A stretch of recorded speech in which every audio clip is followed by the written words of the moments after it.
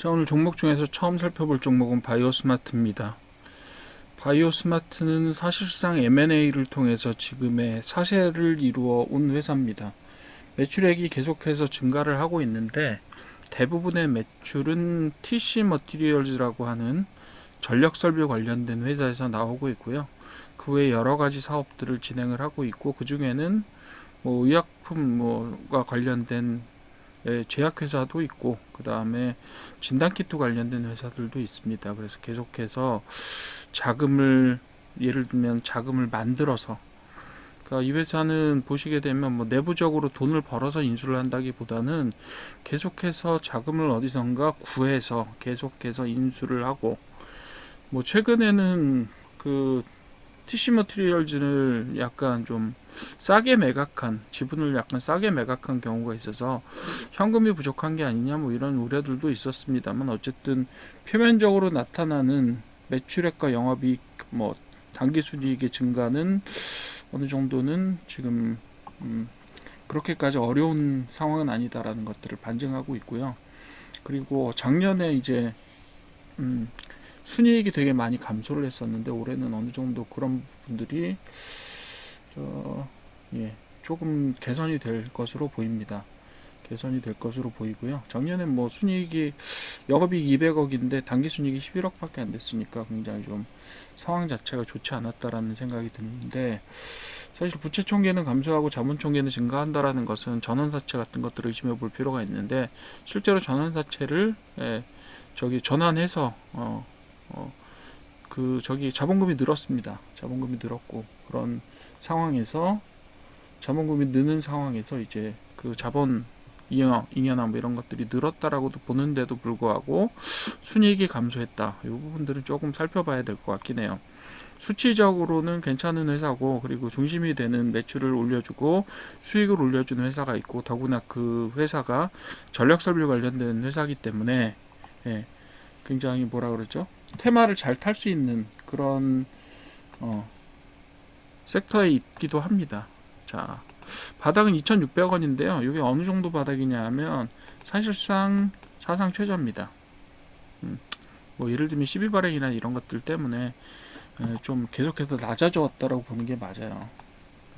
그렇게 보시고, 그렇지만 최근 오늘 어디까지 올라갔냐면 3,900원까지 올라갔죠. 4,000원까지 거의 올라갔습니다. 2,600원에서는 50% 정도 올라갔다고 보시면 되겠고요. 최근 고점은요. 최근 고점은 여기까지 갔었죠. 7,000원까지. 그죠? 7,000원까지 갔었는데 그 전에 올라가기 전이 3,500원, 3,000원대 초반이었으니까 거의 100% 조금 더 올라갔다가 내려와 있는 상태고요. 지금 아직까지는 바닥 근처에 왔다고 볼 수는 있겠지만 바닥이냐 라고 말씀드리기가 조금 어색한 부분이 없지 않아요. 왜냐하면 저점이 계속 낮아지고 있어요.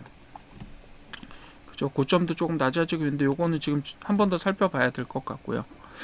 그래서 이런 현상이 있기 때문에 사실은 약간 복합적입니다. 바이오스마트 자체 전체는 지금 영업이익하고 당기순이익을 내고 있어요. 계속해서 내고 있고 2022년 한 번을 제외하고는 둘 다 수익을 내고 있는 상황이 됩니다.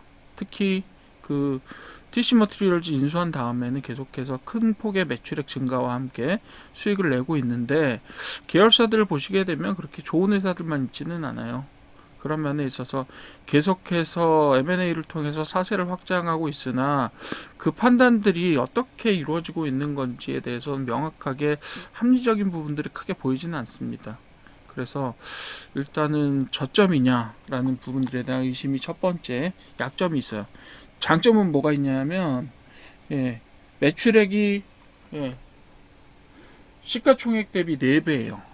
매출액이 4배입니다. 시가총액이 1,000억 정도인데 매출액이 4배고, 그 다음에 그 자산 현황도 1,300억, 1,200억, 300억 정도가 되고, 그리고 1,500억 정도가 됐네요. 자본 총계는 1,500억대가 됐어요. 요거는 1,500억대가 됐고, 그 다음에 부채 비율 70% 정도에 불과합니다.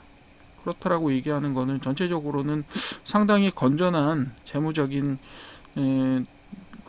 평가를 가지고 있다라는 이야기인데, M&A라는 점이 조금 불안하기도 하고 CB를 발행했다는 것도 사실상 근데 12 발행은 어떻게 보면 자기 회사의 내부 자금만 가지고 인수를 할 수 없을 경우에 그런 형태로 12 발행을 해서 전체적으로 지분을 불려가는 뭐 형태를 만들긴 하는데, 그런 부분들 자체가 이렇게 되게 석연치는 않습니다. 그러니까 표면적으로는 되게 좋은데 그 내부적으로는 사실 의심할 만한 거리들이 몇 가지 있다.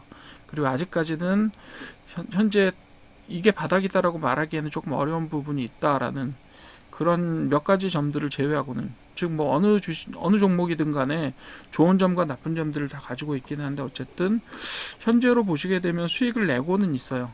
좋은 계열사를 가지고 있어서. 하지만 좀 재미없는 부분들도 몇 가지 있다. 그런 점들은 충분히 여러분들이 평가를 하셔야 될 것 같고요. 그리고 지금 여기서 내려오기는 확실히 다 내려왔죠. 얼마나 내려왔는지 한번 볼까요? 여기까지 내려올 때요, 충분히 내렸다고 봅니다. 80% 내렸어요. 그리고 나서 여기서부터 여기까지 기고, 뭐 가격이 비슷하니까 한번 여기까지 봅시다. 어디까지 올렸냐면 127%까지 올렸죠. 2배 조금 넘게 올렸습니다. 그리고 나서 다시 어떻게 했어요? 바닥을 또 내렸습니다. 얼마나요? 60%. 이런 식으로 돼 있고, 근데 지금 바닥이 계속 낮아지고 있는 상황이라서 사실상 지금 한 85% 정도까지 떨어져 있는 상황에서 갑자기 상한가가 나왔어요. 아무래도 TC 매트리얼즈의 연계 가능성이 높습니다. 일단은 50% 넘게 지배를 하고 있고, 그 회사가 계속해서 매출액과 순이익을 만들어내고 있고, 그 테마상으로 그 전력 설비 테마잖아요. 그런 것들이 계속 주목을 받고 있다라는 점에 있어서는 주목을 해 보셔도 될 것 같아요. 좀 사연이 많고 복잡한 게 사실 투자에 있어서 좋은 건 아닙니다. 그렇긴 하지만 127% 올리면서 올라갔고요. 여기서 한 50% 정도 올리면서 올라갔고, 오늘도 다시 50% 올리면서 거래량이 조금 발생은 했습니다. 뭐 이전 거래량에 비해서 크게 주목할 것은 아니지만 그래도 이제 좀 더 주목을 받게 되지 않을까라고 생각을 합니다. 그래서 여기 상한가로 끝날 것이냐, 아니면 내일 상황들은 보셔야 되긴 하는데요. 상한가로 끝날 거냐 아니면 조금 더 갈 거냐는 그건 잘 모르죠. 잘 모르지만 어쨌든 가도 이상하지 않고 안 가도 이상하지 않은 그런 모습을 가지고 있어요. 이전에 상황들을 보시게 되면 상한가는 못 갔어요. 그죠? 지금 주봉이죠. 일봉 한번 봅시다. 일봉 보시게 되면 여기 상한가 가고 다음날 좀 갔다가 빠지고, 이런 현상들이 계속 반복이 되고 있잖아요. 그죠? 이런 케이스들이 몇 개 있었어요. 그러니까 단기적으로 보기보다는 얘는 좀 장기적으로 봐주시고요. 그래서 지금 아직까지 바닥을 낮춰가고 있는데, 요것도 조정되는 걸 한번 보셔야 될 것 같아요. 바로 간 적이 없어요. 바로 간 적이 없고, 한 30-40% 정도 올렸다가 한 50% 정도까지 올라갔잖아요. 지금 여기에. 그랬다가 지금 다시 꺾이는 현상들이 계속해서 발생을 하고 있었기 때문에 관심 종목에 담아두시고 조금 두고 보시라 라고 하는 권고를 드리고 싶습니다. 단기적으로 내일은 잠깐 올라갈 수도 있어요. 그렇긴 한데, 뭐 주목을 받았다는 이야기는 오늘 어느 정도, 그죠? 주목을 받았다는 이야기는 내일도 단기적으로 뭐 갈 수 있지 않을까, 뭐 이런 생각도 좀 하기는 하는데, 어쨌든 간에 좀 봅시다. 보시고, 지금 어쨌든 상한가를 갔으니까 주목은 받았고 거래량도 좀 발생을 했어요.